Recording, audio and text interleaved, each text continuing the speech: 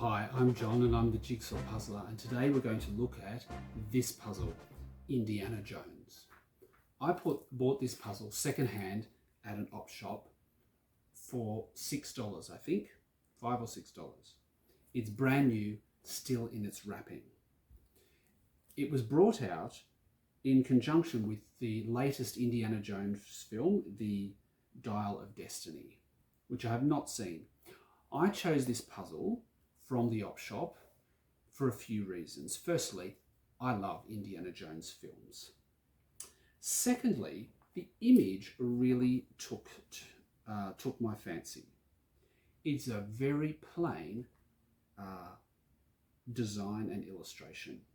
It's not a photograph, it's an artistic design that looks like a print. It has a picture of Indiana Jones shining a torch, crossing what looks like a fairly rickety bridge. There are some ropes or vines at the top. It's set inside an arch, which could be some sort of building. Outside, it looks like it might be in a cave or a canyon.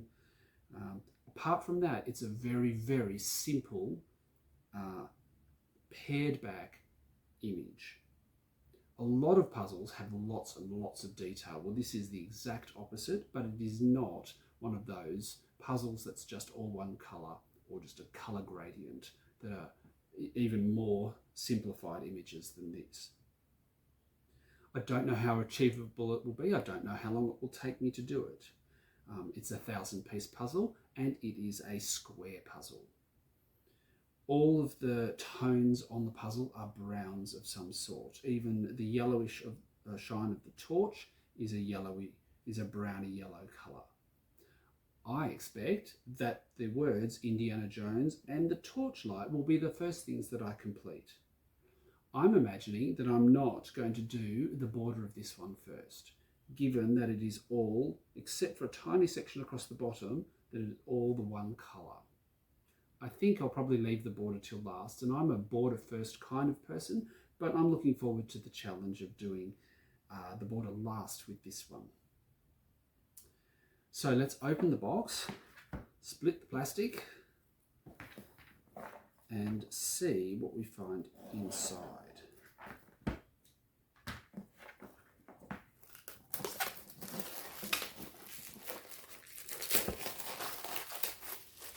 Despite it being an op shop purchase, I am expecting all the pieces to be present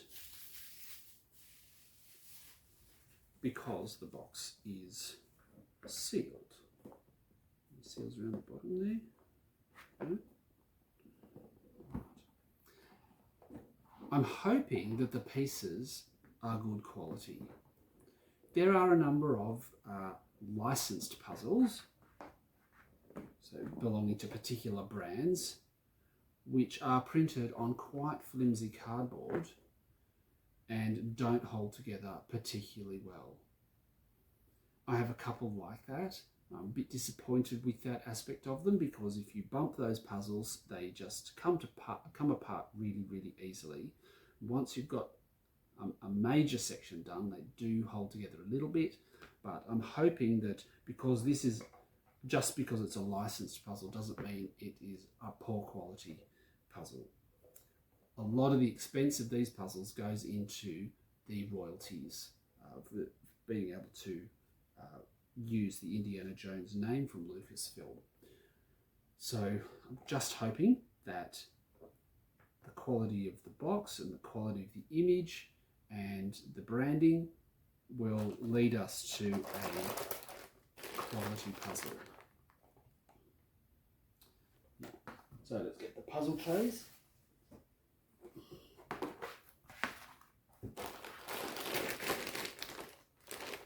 Open the bag.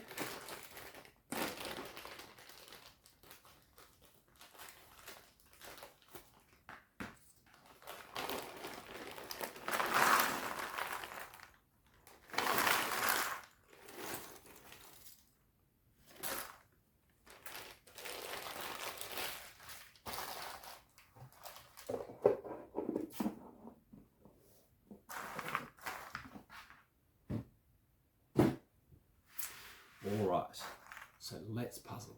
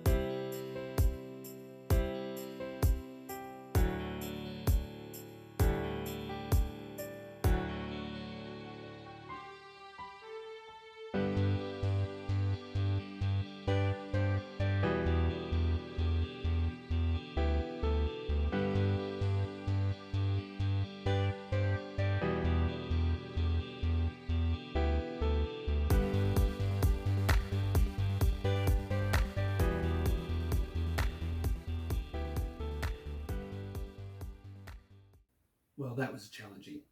I have finished the Indiana Jones puzzle, and it's took me several days and quite a few hours to complete this puzzle.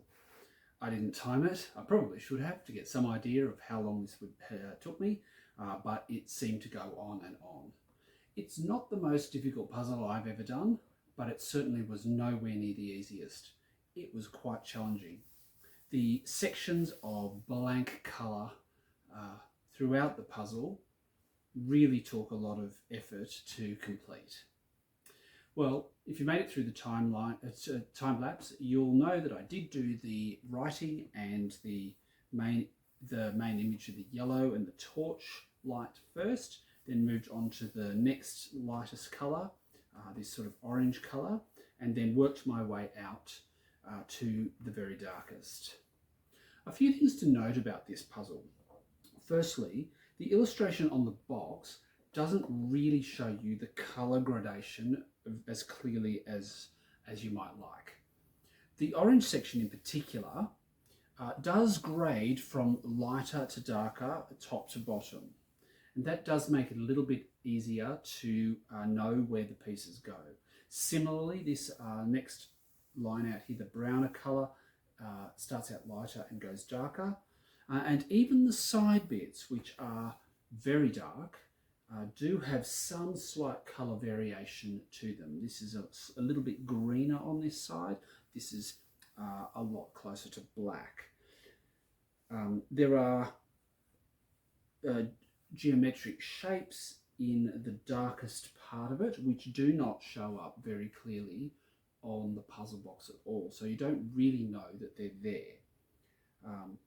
Once it gets very dark around the edges of the image, then you lose the definition of some of these little tiny flecks of colour that are throughout the darker section.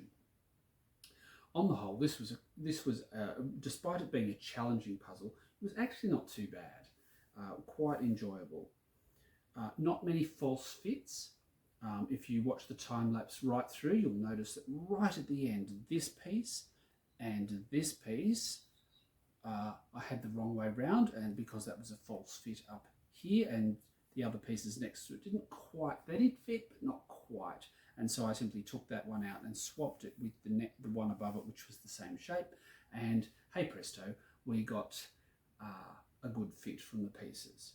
A couple of other false fits throughout, not many though. Despite being ribbon cut, it is full of irregular shaped pieces that are skewed and slanted, so it does make putting things together a little bit easier than if you had all the same. The easiest parts were to follow the vines that are up the top here and the bridge, and then to do all of the edges where one distinct colour joins another, and to construct it as if it is a series of edges working your way out. I normally do the edge first of a puzzle, but not this one. I did do the top edge here where the lighter colours are in the edge pieces, and then much later in the puzzle I did the bottom. As I worked my way out to the darker colours, I did the bottom edge here, and then it was a process of elimination, putting the rest of the edge pieces together. The puzzle quality itself is quite high. The pieces are on reasonably thick cardboard, and it holds together well enough to pick it up and stay together.